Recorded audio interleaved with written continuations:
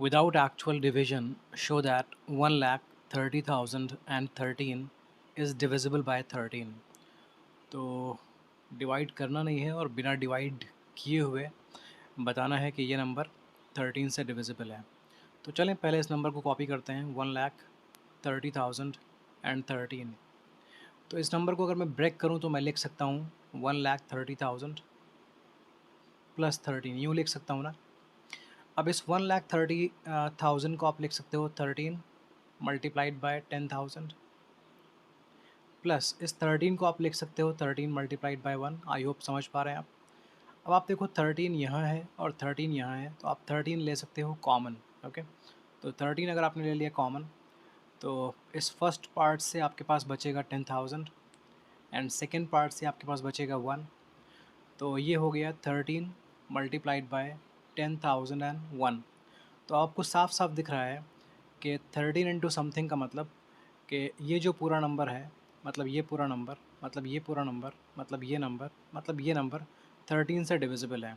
Okay, कोई भी number अगर 13 से डिविजिबल होगा तो उसकी पहचान ये होगी कि 13 मल्टीप्लाइड बाय समथिंग फॉर्म में वो रिप्रेजेंट हो सकता है। फॉर एग्जांपल, अगर आप चेक करना चाहो कि 26 13 के टेबल में आता है या नहीं आता है, 13 से डिविजिबल है या नहीं है, तो आप देखो अगर ये 13 से डिविजिबल होगा तो मैं इसको 13 इंटू कोई होल नंबर यहाँ पर लिख सकता हूँ, 13 इंटू 2।